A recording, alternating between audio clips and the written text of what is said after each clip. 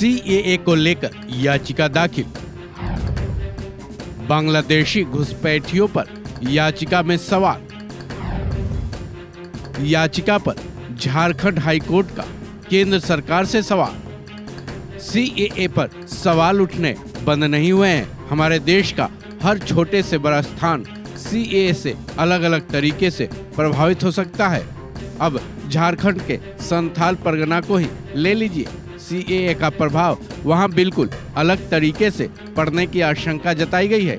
इसी आशंका के बिना पर झारखंड हाईकोर्ट में एक याचिका डाली गई थी, जिसमें बांग्लादेशी घुसपैठियों को लेकर सवाल उठाए गए हैं। झारखंड हाईकोर्ट की 2 जजों की बेंच ने इस पर सुनवाई की, जिसमें झारखंड हाईकोर्ट की बेंच ने पीएम मोदी सरकार से सवाल दागे हैं। यह याचिका डेनियल दानिश ने डाली थी, जिसमें उन्होंने बांग्लादेशी घुसपैठ को रोकने, बांग्लादेशियों की तरफ से हो रहे लव जिहाद के मामलों के साथ दूसरे कई मामलों की जांच की मांग की है।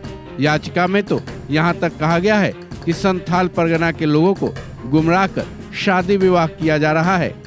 इसी मामले में झारखंड हाई कोर्ट के 2 जजों की बेंच ने सुनवाई करते हुए केंद्र सरकार के वकील से कड़े सवाल किए। उन्होंने संथाल परगना में बांग्लादेशी घुसपैठियों के चलते वहां की डेमोग्राफी पर पड़ने वाले प्रतिकूल असर के बारे में पूछा। उनका सवाल था कि क्या सीएए के तहत केंद्र सरकार संथाल परगना के 5 जिलों में बांग्लादेशी घुसपैठियों के ऊपर डायरेक्ट कार्रवाई कर सकती है।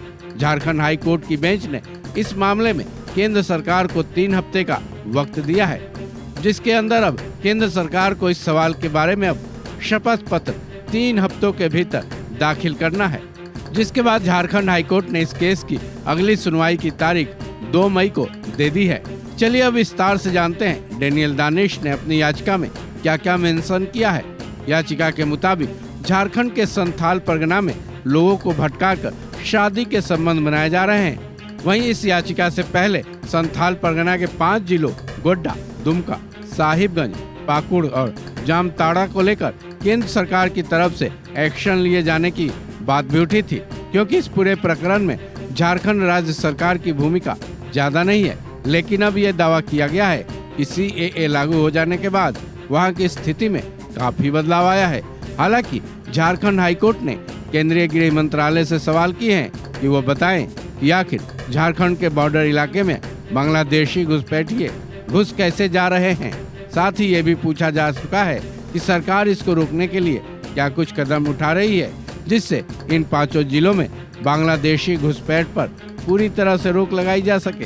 बहरहाल मंगलवार की उस सुनवाई पर झारखंड हाईकोर्ट की तरफ से पूछे गए सवाल पर अब केंद्र सरकार इस पर अपना क्या जवाब दाखिल करती है, ये जानना अहम है। इस खबर में बस इतना ही।